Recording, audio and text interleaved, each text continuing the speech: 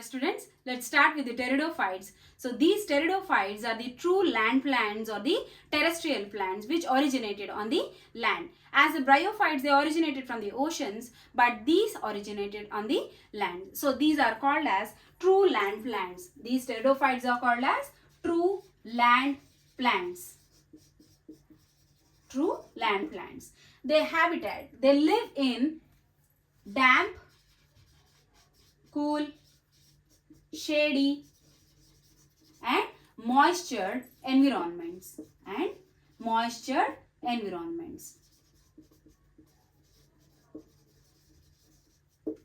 Next, the plant has true leaves, stem and roots. So the leaves are called as fronds and the stems are called as rhizomes. Stems are called as rhizomes and they bear vascular bundles. These are the first plants which bear vascular bundles. So these are called as vascular cryptogams. Vascular cryptogams. Vascular cryptogams. Next, coming to the life stages, it has two stages in its life cycle. They are sporophytic and gametophytic. Sporophytic and gametophytic life stages. Both of these are independent stages. And the sporophyte stage is the dominant one. In bryophytes, the gametophytic stage is the dominant one. So in pteridophytes, the sporophyte stage is dominant one. Next, coming to the reproduction. So these reproduces by spores.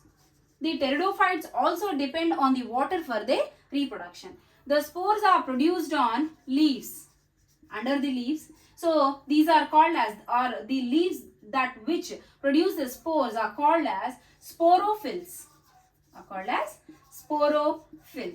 If these sporophylls are produced, if the spores are produced on the small or tiny leaves, they are called as microsporophylls. If they are produced on large leaves, they are called as macrosporophylls.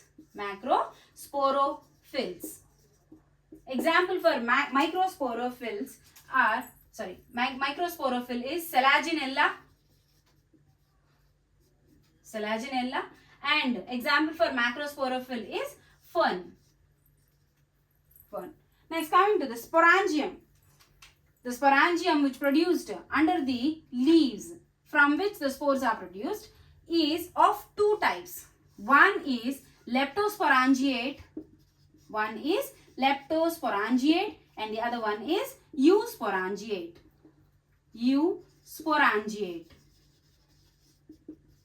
Leptosporangiate sporangium is developed or produced from a single superficial cell.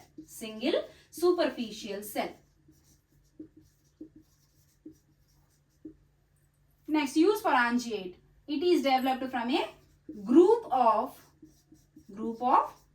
superficial cells. Next, the spores. These spores are the spores which are produced in pteridophytes, mostly homosporous in condition. Except Selaginella and Salvinia. So both of these pteridophytes possess heterospores. They are micro and macrospores.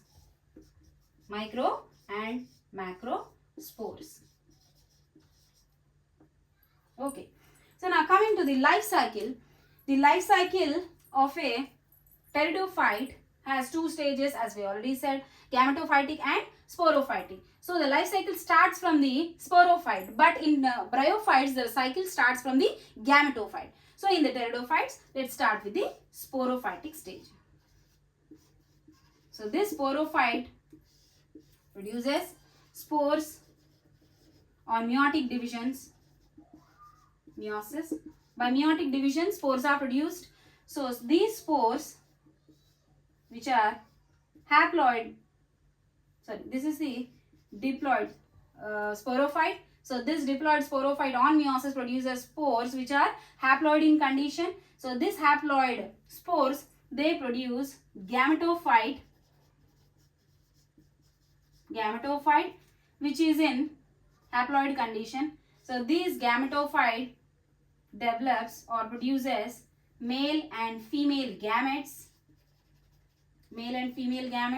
So these gametes fuse to form zygote, which is diploid in condition. So this zygote develops into a sporophyte. So this is the life cycle of a pteridophyte. So this is the class about the introduction of pteridophytes. In the next class, we will discuss about the fern.